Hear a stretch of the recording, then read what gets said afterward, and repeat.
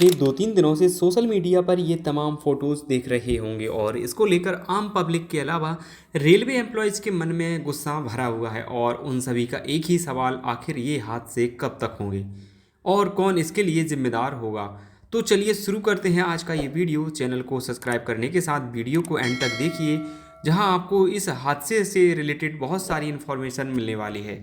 दोस्तों, अब आपको बता दें कि ये फुटेज 9 नवंबर की सुबह करीब 8:10 की है, जहां बरौनी जंक्शन पर खड़ी 15204 लखनऊ बरौनी एक्सप्रेस की संटिंग के दौरान एक संटमैन, जिसे रेलवे की भाषा में कांटा वाला कहा जाता है, इसकी मौत हो गई है। जिसके बाद रेलवे कर्मियों के साथ सफ़र करने वाले यात्रियों की सुरक्षा को लेकर कई सारे सवाल खड़े हो रहे हैं। वीडियो में आगे जाने से पहले आपको बरौनी स्टेशन और इस ट्रेन के बारे में जानकारी दे देते हैं। इसके बाद आपको बताएंगे कि इस हादसे के पीछे किसे जिम्मेदार माना गया है। दोस्तों, बरौनी स्टेशन बिहार के बेगूसराय जिले में आता है। ये बिहार का एक इम्पोर्टेंट जंक्शन है, जहां से देश के प्रत्येक बड़े स्टेशन तक ट्रेन कनेक्टिविटी मिल जाती है। Barauni ECR east central railway के सोनपुर डिवीज़न में आता है। वहीं बरौनी स्टेशन का स्टेशन कोड BJU है, जहां से लगभग 206 ट्रेनें हॉल्ट लेके जाती हैं। बरौनी स्टेशन पर 8 ऑपरेशनल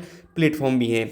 हादसे वाले दिन प्लेटफॉर्म नंबर 6 पर बरौनी एक्सप्रेस खड़ी थी, जो लखनऊ से चल के सुबह 8:10 पर बरौनी जंक्शन पहुंची थी, जहां ऑन ड्यूटी 2 संटमैन या कहीं कांटे वाला खड़े थे, जिनमें से एक अमर कुमार रावत थे। करीब 8:25 पर अमर ट्रेन के इंजन से रैक को डिटैच करने के लिए इंजन और कोच के बीच में जाते हैं, जहां सेफ्टी, टेक्निकल या कहें ह्यूमन एरर की वजह से बफर पॉइंट में दब जाते हैं, जिससे उनकी मौके पर मौत हो जाती है। 35 ईयर ओल्ड अमर कुमार रावत, जो समस्तीपुर के दल सिंह सराय के रहने वाले थे, इन्हें अपने पिता की जगह 2021 में अनुकंपा पर रेलवे में नियुक्ति मिली थी और ये सेंटमैन की पोस्ट पर थे। अमर कुमार की अगले महीने 11 दिसंबर को शादी भी होने वाली थी। हादसे के बाद रेलवे अधिकारी मौके पर पहुंचते हैं और करीब 2 घंटे तक अमर की डेथ बॉडी इंजन के बीच फंसी रहती है। वहीं रेल यूनियन के लोगों का मानना है कि ट्रेन से कोच अटैच और डिटैच करने के लिए लगभग 4 लोगों की ज़रूरत होती है, लेकिन इनमें 2-3 रेल कर्मियों के सहारे काम लिया जा रहा है। संटमैन की मौत के मामले में रेलवे ने संयुक्त जांच बैठाई, जो उसी दिन 9 नवंबर को सबके सामने आई। हो सकता है आप में से बहुत सारे लोगों ने ये रिपोर्ट पढ़ भी ली हो, फिर भी मैं एक बार आपको ये रिपोर्ट पढ़ के बता देता हूँ। दिनांक 9 नवंबर को बरौनी स्टेशन में 15,204 के इंजन एवं LWL RRM, जो कि एक LHB कोच का पावर कार कोच होता है, इसका कोड दिया गया है, के बीच कांटा वाला अमर कुमार के दबने के संबंध में संयुक्त जांच रिपोर्ट दिनांक 9/11 को लाइन संख्या प्लेटफॉर्म नंबर 6 पर 15,204 लखनऊ बरौनी 8:10 पर आई। SM द्वारा कांटे वाला सुलेमान एवं अमर कुमार को इंजन डिटैच करने के लिए भेजा गया। इंजन को डिटैच करने के दरमियान इंजन एवं LWL RRM के बीच कांटा वाला अमर कुमार दब गया, जिससे तत्काल उसकी मृत्यु हो गई। कार्यरत कर्मचारी जो इस घटना में उस दिन ऑन ड्यूटी थे, इसमें स्टेशन मास्टर नागमणि, लोको सेंटर राकेश रोशन, जो उस लोकोमोटिव को चला रहे थे, कांटा वाला अमर कुमार, कांटा वाला सुलेमान। इंजन का विवरण 22,375 गोरखपुर डिवीजन WAP4 था। निरीक्षण में जिन पॉइंट्स को शामिल किया गया है, इनमें इंजन संख्या 22,375, LWL RRM 15-15-78, जो कि इस कोच का नंबर है, इसके साउथ एंड यानी हावड़ा साइड के साइड बफर के बीच कांटा वाला अमर कुमार दबा हुआ पाए गए एवं मृत थे। स्टेशन पर लगे CCTV फुटेज का अध्ययन किया गया, जिसमें निम्न तथ्य सामने आए। 15,204 लाइन पर प्लेटफॉर्म नंबर 6 पर 8:10 पर पहुंची। लोको सेंटर द्वारा इंजन का चार्ज लगभग 8:12 में लिया गया। 15,204 को 8:15 में लोड सहित फ्यूलिंग पॉइंट पर लाया गया, पावर कार में तेल हेतु। कांटा वाला सुलेमान द्वारा 8:27 लगभग बफर मांगा गया। पुनः हाथ के इशारे से आगे बढ़ने का इशारा किया गया। लगभग 8:28 में पुनः हाथ के इशारे से पीछे करने का इशारा किया गया और लगभग 8:29 में पुनः सुलेमान द्वारा तेजी से पीछे से भागकर आया और आगे बढ़ने का इशारा किया। और इसके बाद 8:29 पर कई लोग इंजन की ओर दौड़ते देखे, यानी 8:25 से लेकर 8:29 के बीच में ये सारा घटनाक्रम जो है हो जाता है।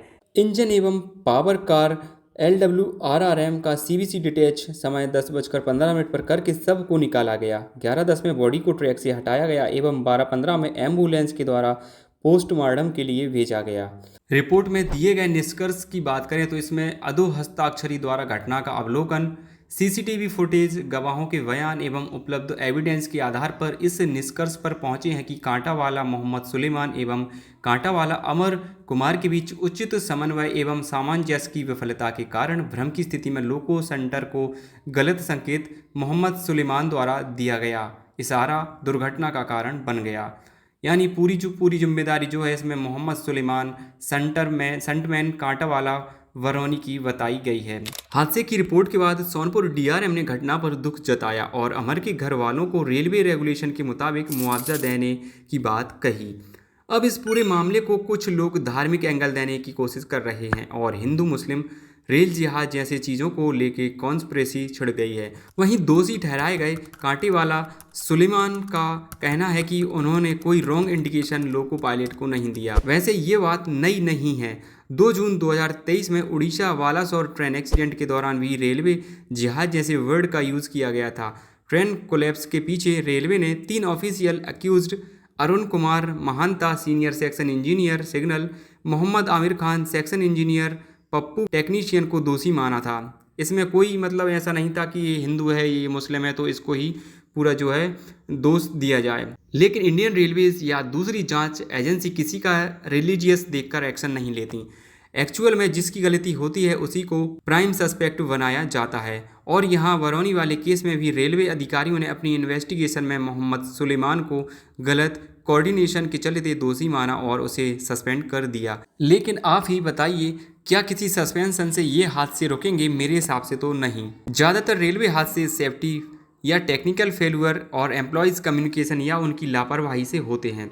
अगर हम रेलवे में ड्यूटी के दौरान पॉइंट्समैन, ट्रैकमैन, सेंटिंग मैन या फिर दूसरे एम्प्लॉयज़ की बात करें तो पिछले कई सालों में आपको ऐसे बहुत सारे केसेस मिलेंगे जिनकी जांच हुई, दोषी बने, सस्पेंशन हुए, लेकिन रेलवे ने इनसे कोई सबक लेके बदलाव नहीं किए। अक्टूबर 2024 में बीना भोपाल सेक्शन में ट्रैक पर पेट्रोलिंग कर रहे 2 पॉइंट्समैन मोहम्मद हारून और मनोज सेन को दमोह से आ रही 22,162 राजरानी एक्सप्रेस ने अपनी चपेट में ले लिया था और फिर भी दिन रात लाखों करोड़ों मुसाफिरों का सफ़र आसान बनाने वाले इन एम्प्लॉयज़ की सेफ्टी के लिए कोई बड़ा इनिशिएटिव नहीं हुआ। दोस्तों यहाँ गौर करने वाली बात यह है कि मोदी सरकार के तीसरे कार्यकाल में वित्त मंत्रालय ने रेलवे सेक्टर को सबसे अधिक 2,62,200 करोड़ रुपए का भारी बजट एक्सपेंडिचर के लिए अनाउंस किया था, जो अब तक का सबसे बड़ा रेलवे बजट है, जिसमें से बड़ा हिस्सा सेफ्टी इंप्रूव करने के लिए रखा गया है। लगातार हो रहे इन हादसों के चलते अब हमारे देश की जनता रेलवे मिनिस्टर अश्विनी वैष्णव को रेल मंत्री के नाम से बुलाने लगी है। एक तरफ हमारे देश में वंदे भारत जैसी हाईटेक प्रीमियम ट्रेनें आ चुकी हैं तो दूसरी तरफ मेल एक्सप्रेस ट्रेनों के हालात भी किसी से छुपे नहीं हैं। बट पिछले 10 सालों में रेलवे में कई ज़बरदस्त सुधार भी किए गए हैं, लेकिन जहां हम अपनी ट्रेनों को ऑटोमेटिक सिग्नल से चलाने पर जोर दे रहे हैं तो क्या फॉरेन ट्रेनों की तरह ऑटोमेटिक कपलिंग का इस्तेमाल इंडियन रेलवेज़ में क्यों नहीं कर पा रहे? जैसे स्पेन टेक्नोलॉजी पर बेस्ड वंदे भारत का मैन्युफैक्चर किया गया है, वैसे ही ऑटोमेटिक कपलिंग का निर्माण जो है हमारे इंडिया में किया जा सकता है। मेरे पॉइंट ऑफ व्यू से बरौनी स्टेशन या फिर कोणार्क एक्सप्रेस में कांटेवाला की डेथ के मामले में इन LHB कोचों का भी बड़ा योगदान है। जर्मन टेक्नोलॉजी पर based link Hopman Bush LHB coach में CVC सेंट्रल बफर कपलर का यूज़ किया जाता है, जिसमें इंजन और कोचेस के बीच में इतना कम मार्जिन होता है कि पेयरिंग के दौरान इन सेंटमेंट का मालिक ऊपर वाला ही होता है, या कहें बहुत रेयर जो है स्पेस 1 से 1.5 फीट का स्पेस इनके बीच में होता है। इनके पहले या अभी भी अधिकांश ऐसी ट्रेनें हैं जिन्हें ICF के उत्कृष्ट रैक से चलाया जाता है, जहां स्क्रू कपलर का इस्तेमाल होता है।